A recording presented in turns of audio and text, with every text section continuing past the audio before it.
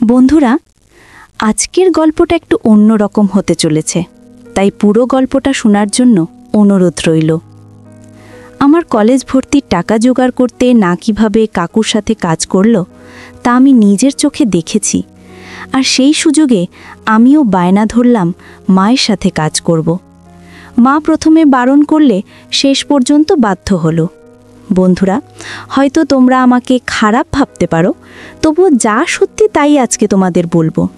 আমার নাম আরিয়ান।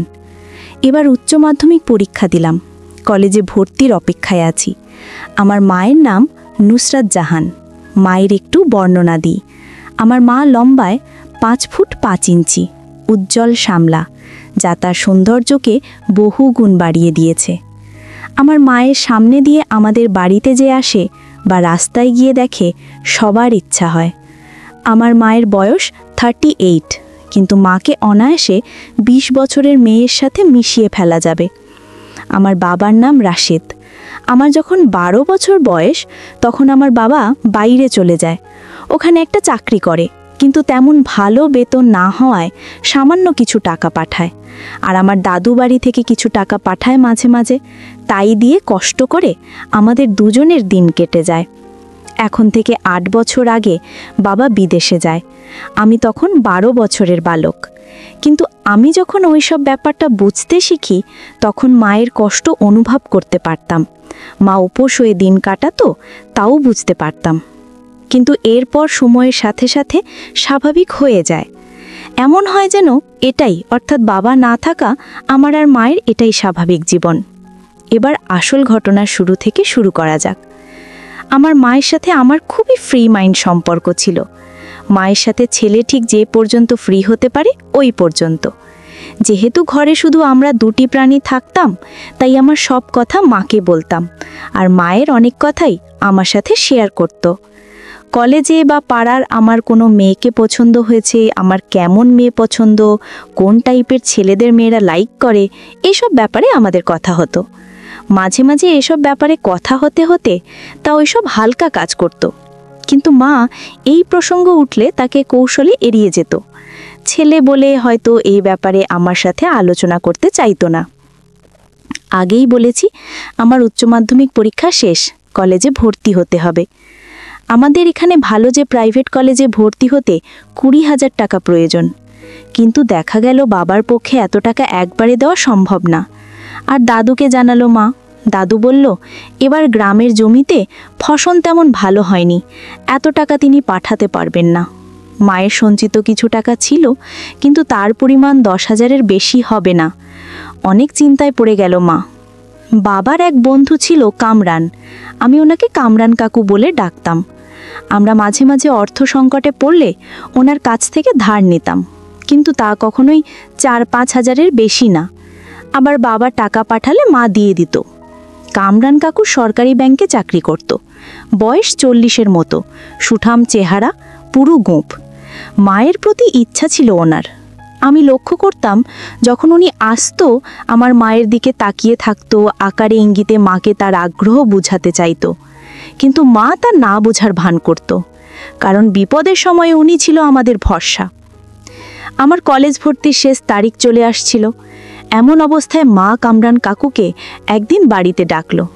কামরান কাকু একদিন সন্ধ্যার দিকে বাড়িতে আসলেন। মা তাকে চা দিল। এরপর কিছু সময় কুশল বিনিময়ের পর কথা বলার পর টাকার প্রয়োজনের কথা তুলল, আর প্রয়োজনের কারণও বলল। কামরান কাকু বলল, এত অনেকগুলো টাকা দরকার? মা বলল, আমি তো শোধ করে দেব।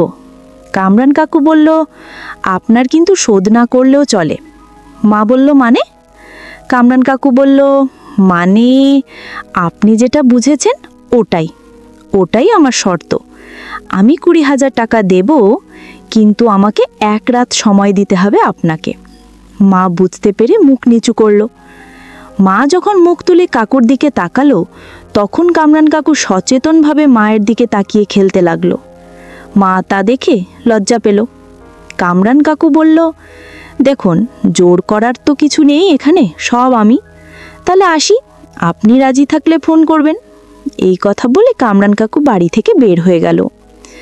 মা আর কামরান কাকুর মধ্যেকার কথাবার্তা আমি সব আড়াল থেকে শুনেছি। মা এটাও জানে না। এরপর মা কয়েকদিন খুব চিন্তিত হয়ে থাকলো। আগের মতো হাসে না, আমার সাথে ভালোভাবে কথা বলে না। মা দেখলাম তার বাবার বাড়িতে এবং পরিচিত আত্মীয় স্বজনের কাছে টাকা ধার চাইল, কিন্তু কেউ এতগুলো টাকা দিতে চাইল না। মা যে করে হোক আমার কলেজ ভর্তির টাকা জোগাড় করবে এটা আমি জানতাম, কারণ মা বাবাকে কথা দিয়েছে বাবার অনুপস্থিতিতে আমার কোনো রকম ক্ষতি হতে দেবেন না। মা বাবাকে নিশ্চিন্ত করার জন্য মোবাইলে বলে দিল টাকা ম্যানেজ হয়ে গেছে।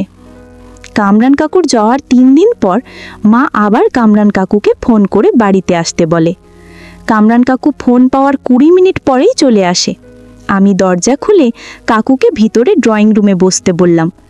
কাকুর চোখে মুখে খুশির ঝলক লক্ষ্য করলাম। কারণটা তো আমি জানি।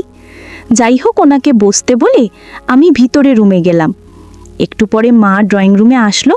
আমি পাশের রুম থেকে আড়ি পাতলাম। মা বলল, টাকাটা আমার সত্যিই প্রয়োজন, আমার ছেলের জন্য প্রয়োজন। কামরান কাকু বলল, ওকে, আমি তো টাকা নিয়ে রেডি আছি, তাহলে কাল আসি। মা লজ্জায় মুখ নিচু করে বলল, কোথায় আসবেন? কামরান কাকু বলল, কোথায় বোঝো না? তোমাকে পেতে আমার কতদিনের ইচ্ছা, তোমাকে পাবো তা কি তুমি বোঝো না? মা কাকুর কথা ও সম্বোধনের এই হঠাৎ পরিবর্তনে হতবাক হয়ে পড়ল।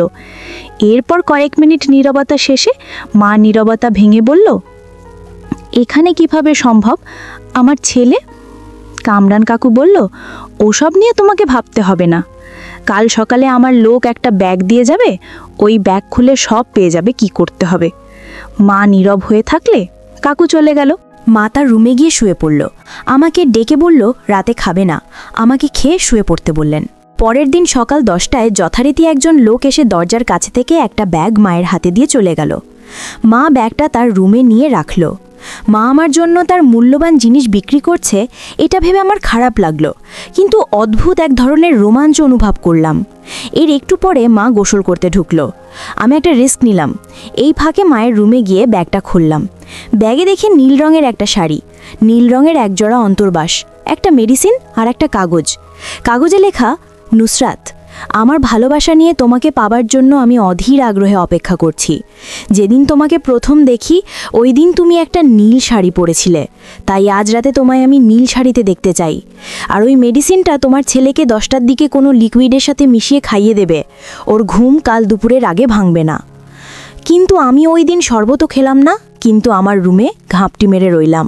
মা এসে আমাকে দেখে গেল আর খালি দুধের গ্লাস নিয়ে গেল। আমি মরার মতো পড়ে রইলাম। 11টার দিকে কাকু আসলো। আমি আমার আড়ি পাতা স্থানে চলে গেলাম। কাকু আর মা বসার ঘরে। মা দেখলাম নীল শাড়ি পরেছে আর স্নান করে সুন্দর করে সেজেছে।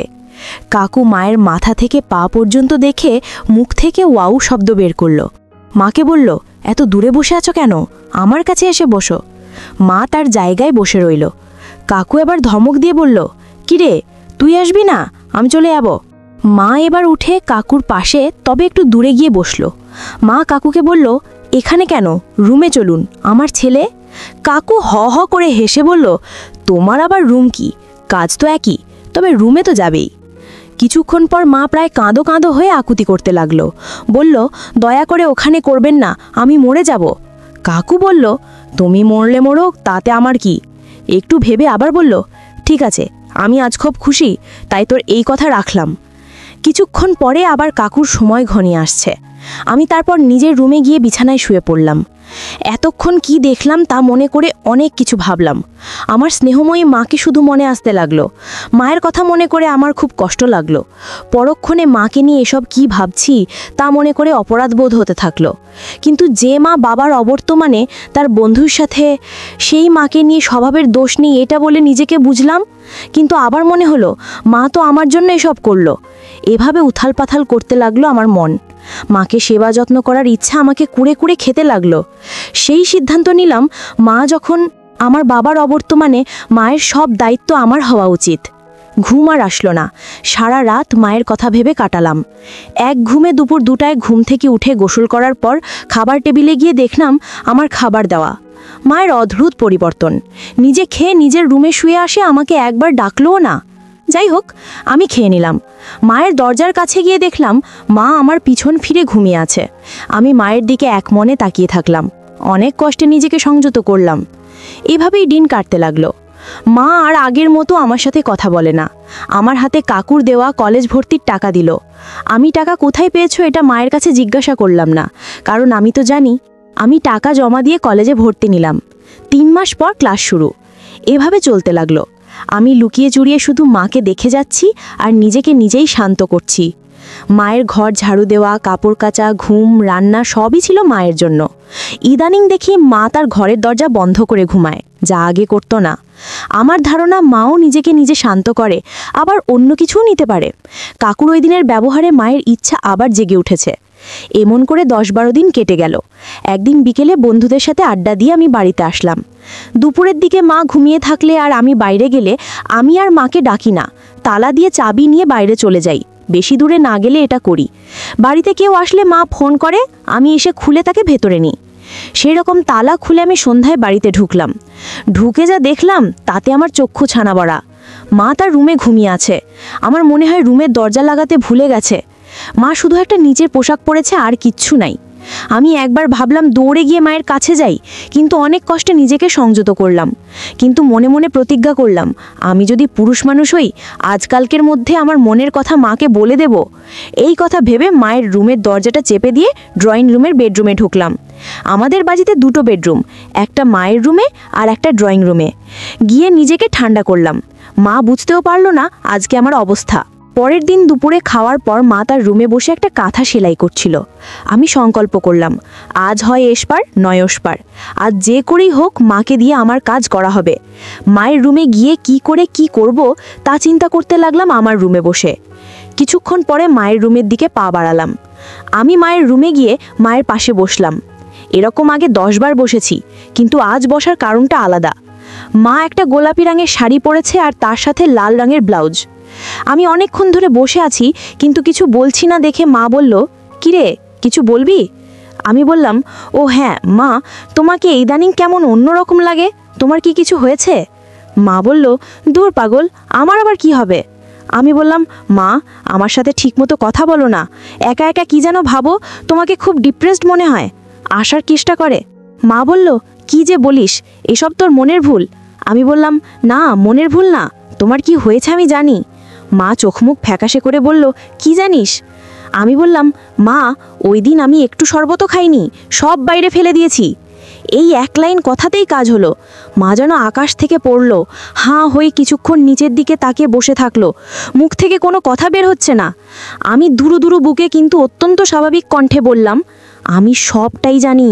তুমি আমার কলেজ ভর্তির টাকা কিভাবে কোথা থেকে পেয়েছো, কামরান কাকুর সাথে তোমার কি হয়েছে, আমি সব দরজার আড়াল থেকে দেখেছি।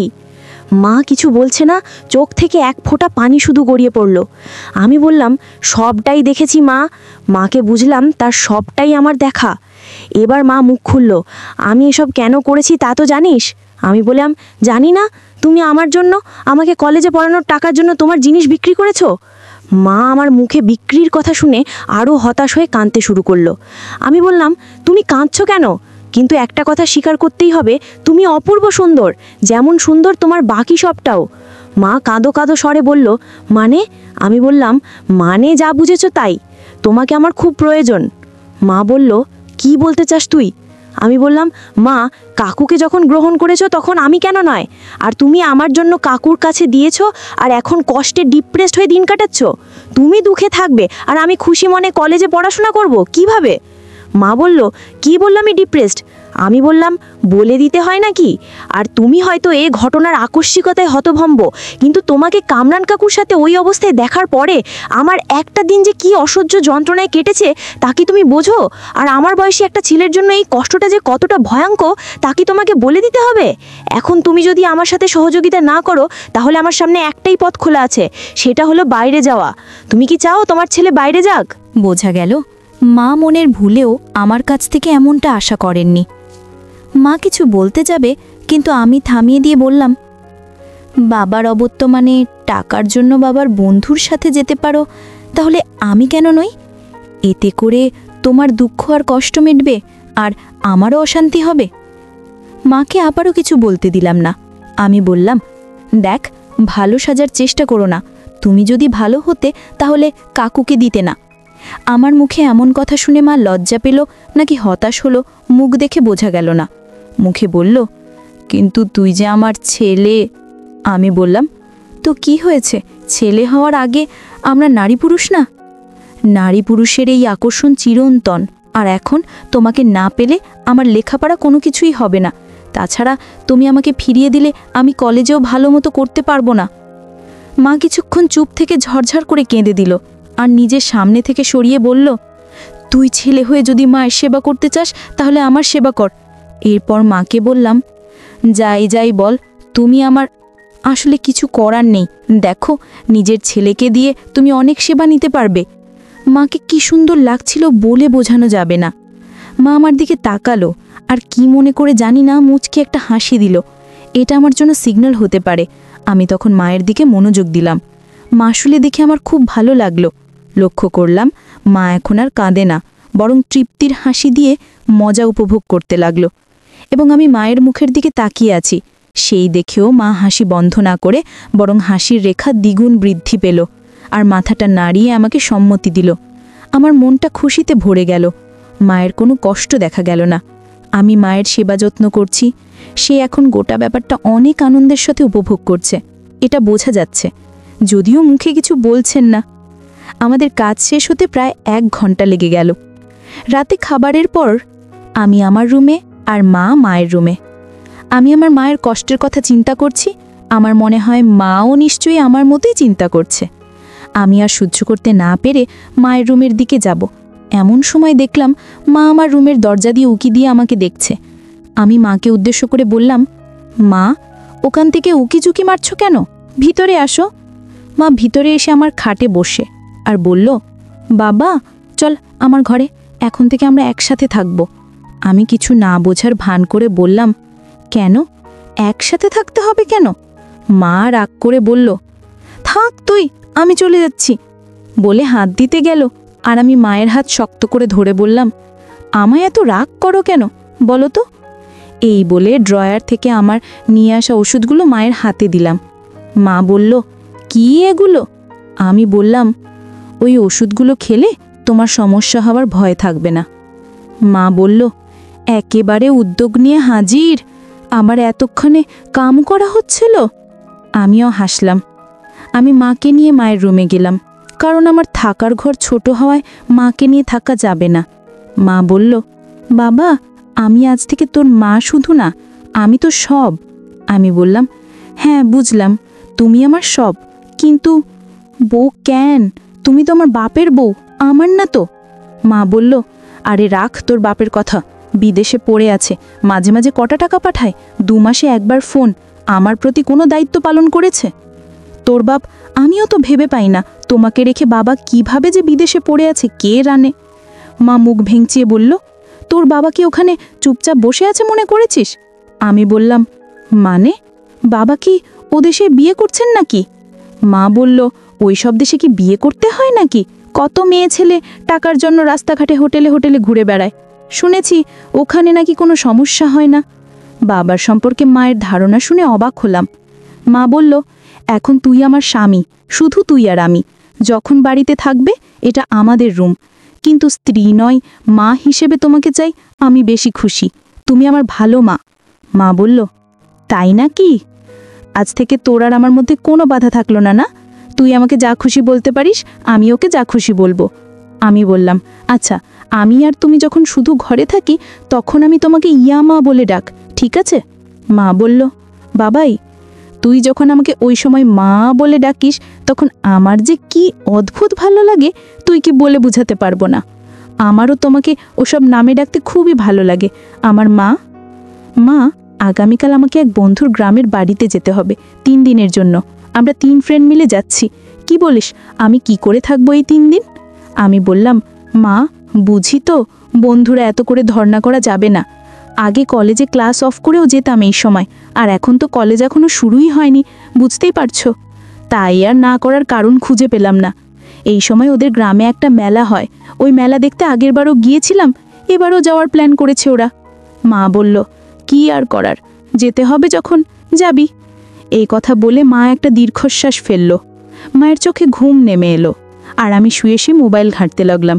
পরের দিন সকালে ট্রেন স্টেশনে বন্ধুদের সাথে মিলিত হলাম, আর আমার এক ক্লোজ ফ্রেন্ড রজতদের গ্রামের বাড়ির দিকে রওনা হলাম। 3 দিন আমরা রজতদের ওখানে থাকলাম, মেলা দেখলাম, অনেক মজা হলো। কিন্তু মায়ের কথা মনে পড়লেই মাঝে মাঝে বড় হয়ে যেত। সুযোগ পেলে নিজেকে নিজে শান্ত করি। মোবাইলে মায়ের সাথে কথা হতো, কিন্তু সব সময় বন্ধুদের সাথে থাকায় আমি তেমন কিছুই বলতে পারতাম না। মা শুধু বলল, তারা। আমি হু হু করতাম আর পাগল হয়ে যেতাম। তবু অনেক কষ্টে নিজেকে স্বাভাবিক রাখার চেষ্টা করতাম। 4 দিনের দিন বিকেলে আবার আমরা বাড়ির উদ্দেশ্যে রওনা হলাম। ট্রেনের ক্যান্টিনে খেয়ে নিলাম। আমার স্টেশনে নেমে যে যার বাড়িতে চলে গেল। আমিও বাসার দিকে রওনা হলাম, আর খুশিতে মনের ভিতর ধিক ধিক করতে লাগলো। বাসায় পৌঁছতে পৌঁছতে 12টা গেল। আমি বাসার দরজা নক করলে মা দরজা খুলে দিল। আমি তোমাকে দেখে ভিমরি খেলাম। খুব সুন্দর করে সেজেছে মা। কাকুর সেই নীল শাড়িটা বহুদিন পরে আজ পরেছে মা। আমি বললাম, কি ব্যাপার মা, এত সেজেছ কেন? মা বলল, কই যাচ্ছি, তুই 3 দিন বাইরে ছিলে, তাই আজ একটু ভালোভাবে নিজেকে তার সামনে পরিবেশনের চিন্তা করলাম। আমি বললাম, ওহ মা, তোমাকে আবার সাজতে হয় নাকি? তুমি তো এমনিতেই অনেক সুন্দর। মা বলল, যাই বাড়িয়ে বলছিস। এত সুন্দর হলে আমাকে আমার প্রিয় নামে একবারও ডাকলি না কেন? এই কথা বলে মা অন্যদিকে তাকালো। আমি বললাম, দিস, রাগ করো না আমার মা। মুচকে একটা হাসি দিয়ে বলল, আমি খেয়ে নিয়েছি, তুই হাত মুখ ধুয়ে খেয়ে নে। আমি বললাম, আমিও খেয়েছি। তাহলে তুমি? আমি হাত মুখ ধুয়ে রুমে আসছি, তুমি আমাদের রুমে যাও। এই কথার পরে মা রুমে গেল। আমি হাত মুখ ধুয়ে একটা লুঙ্গি পরে আমাদের মা আর আমার রুমে গেলাম। মা উল্টো দিকে ফিরে শুয়েছিল। আমি বললাম, তাই 3 দিন কেমন ছিল? মা বলল, কেমন আর থাক, শুধু তোর কথাই ভেবেছি। আমার খোঁজার কে রাখে বল? একাই ছিলাম নিজের মতো, কিন্তু ভেতরে অনেক কষ্ট পাচ্ছিলাম। আমি বললাম, মা একটা কথা বলবো? মা বলল, এ আবার কি? বলছি না আমরা একে অপরকে যা খুশি বলবো, এতে আবার জিজ্ঞেস করার কি আছে? আমি বললাম, না মানে তুমি বললে না তোমার কেউ খোঁজ নেয় না, আমি না থাকলে তুমি একা থাকো। তুমি কি জানো, তুমি যদি চাও তোমার জন্য সবাই থাকবে। তোমার একটু সময়ের জন্য সবাই কাকুতি মিনতি করবে, তুমি হবে সবার আলোচ্য বস্তু। মা বলল, মানে তুই কি বলছিস? কিছুই তো বুঝতে পারছি না। আমি বললাম, মা দেখো, তুমি তোমার এই মূল্যবান গহনা সম্পদ দিয়ে সকলকে তোমার ঘোরাতে পারে। আমি জানি যে কোনো মানুষ যখন তোমাকে দেখে তখন তাদের খুব ইচ্ছে হয়। এমনকি আমাদের অনেক নীতিয়াত্ম মেয়ের মধ্যেও আমি এটা দেখেছি। এখন তুমি যদি একটু চান্স দাও তাহলে কি হবে বুঝতে পারছো? তুমি হবে সকলের নয়নের মণি। কেউ খোঁজ নেয় না বলে আর আফসোস করতে হবে না। মা অবাক হয়ে বলল, বাবা তুই যা বলছিস ভেবে বলছিস তো? আমি বললাম, হ্যাঁ মা, আমি সব ভেবেই বলছি। তুমি তো বলেছ বাবা বাইরে কি করছে, বাবা যদি করতে পারে তুমি পারবে না কেন? সবারই নিজের জীবনকে উপভোগ করার অধিকার আছে। এখন তুমি চাও কিনা সেটা বলো। মা বলল, সেই না হয় হলো, কিন্তু। আমি বললাম, কোনো কিন্তু নেই। মা বলল, তুই এখন আমার সব, তুই যা বলবি তাই হবে। আমি বললাম, এই তো আমার লক্ষ্মী মায়ের মতো কথা। তবে আজ থেকে দেখো আমাদের জীবন কত অ্যাডভেঞ্চার আর মজায় ভরে ওঠে।